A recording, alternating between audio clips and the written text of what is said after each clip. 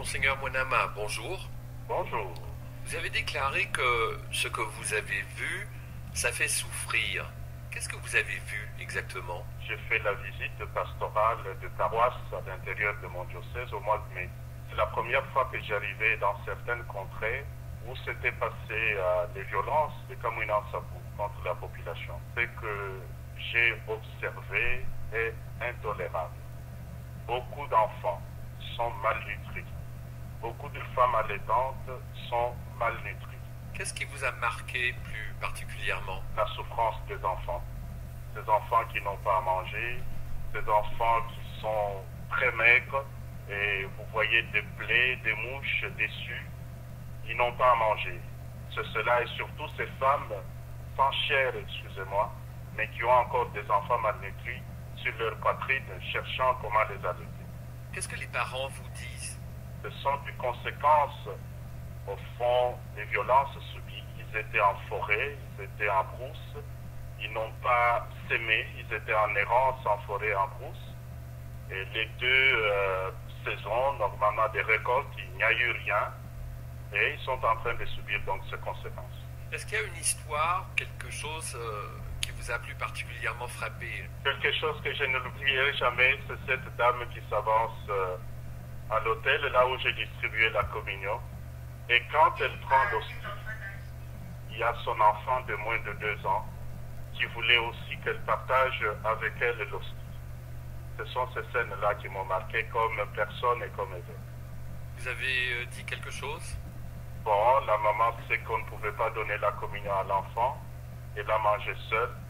Mais j'ai compris à travers la demande, le mouvement de l'enfant, il y avait la faim et la soif.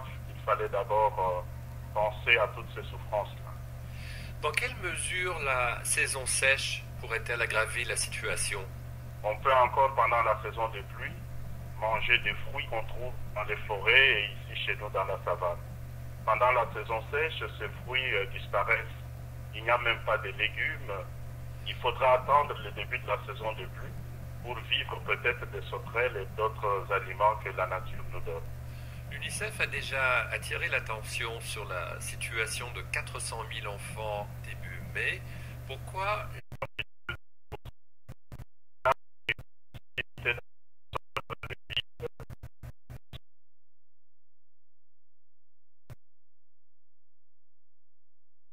que votre diocèse est pénalisé du fait de l'éloignement des grands centres? Il y a ces distances. Au début, on a cru que les violences existaient encore dans le diocèse de Lisa, mais j'en ai donné la preuve contraire. En partant d'un bout à l'autre en voiture, il n'y avait pas de violence. La situation s'est normalisée et l'assistance n'est toujours pas arrivée dans tout ce point. J'ai eu une petite aide, mais insignifiante, des Action Aid, des corps d'aide, de CRS, Caritas Congo, à 3 endroits différents.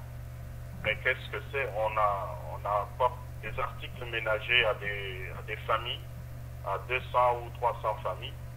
Mais quand je vous parle de mon diocèse, il s'agit de 2 300 000 habitants, d'après les dernières statistiques. Donc, ces organismes qui sont intervenus sur ces 3 points, c'était vraiment une goutte d'eau dans la mer de la misère de la population. À vos paroissiens pour les encourager à garder espoir malgré tout? Ce cri que je fais entendre, c'est pour leur donner espoir. J'espère qu'il y a des organismes qui vont comprendre ce que je suis en train de dire. J'aime répéter que nous partageons la même humanité.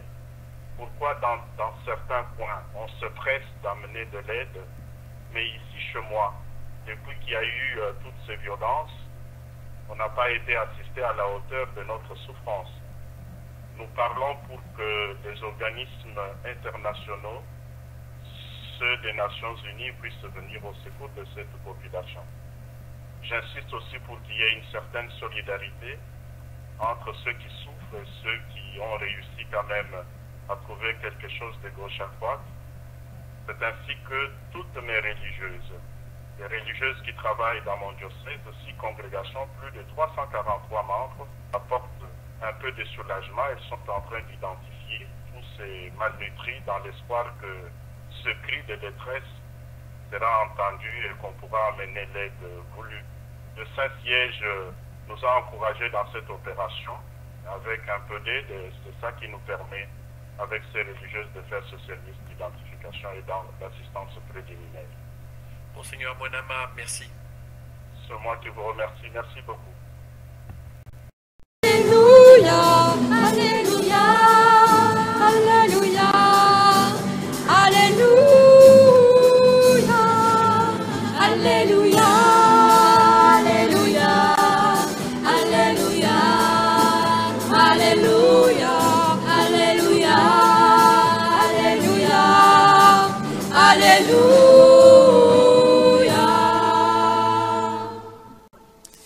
Le Seigneur soit avec vous.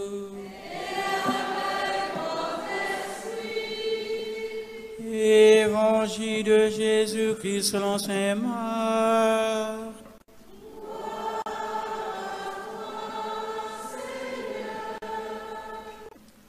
Si le Seigneur revenait, il aurait des larmes aux yeux en regardant ses enfants sans enfance à travers le monde, seul dans la rue, enfant de la rue. Oui, peut-être ces réalités peuvent vous paraître lointaines, mais dans notre chère Afrique, pourtant, à des grandes potentialités, il est triste de constater que dans des pays comme les nôtres, j'aime bien parler de mon pays d'origine, la République démocratique du Congo, qu'on appelle le scandale géologique, où l'on trouve des minéraux qu'on ne trouve nulle part ailleurs.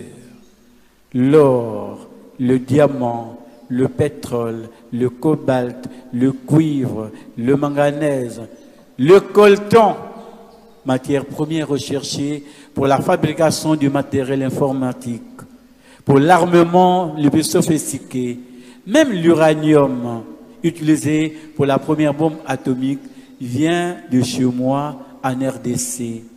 Potentiellement très riche, malheureusement, ce pays regorge une population misérablement misérable. Excusez la tautologie.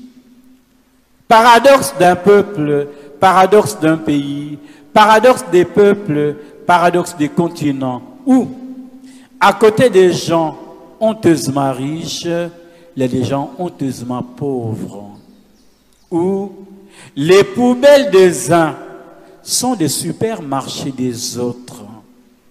Paradoxe des pays, paradoxe des peuples, où réellement, dans une même cité, dans une même ville, des gens habitent des immeubles, des résidences, pour ne pas parler d'immeubles, où à l'intérieur de la résidence, il y a moins 100 voitures, 200 voitures. Mais à côté, une maison en planche, trouée, percée de partout.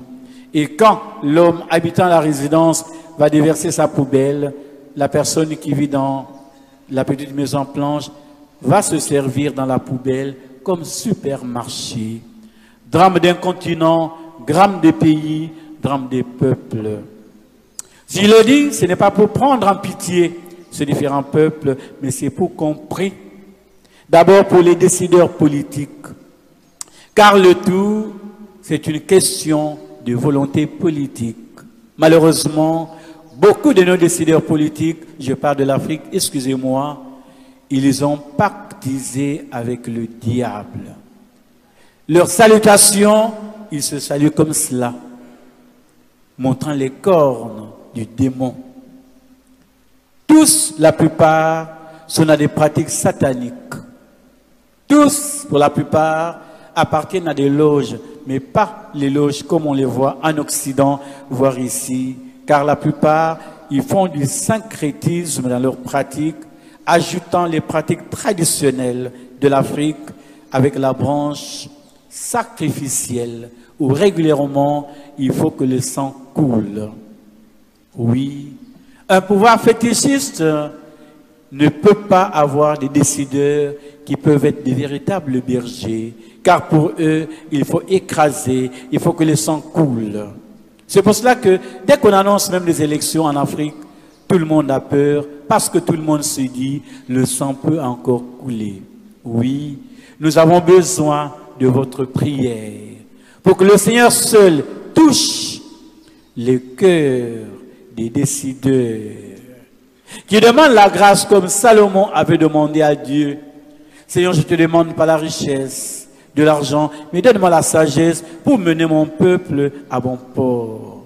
C'est cette prière que je ne cesse de dire pour tous nos décideurs à tous les niveaux à travers le monde.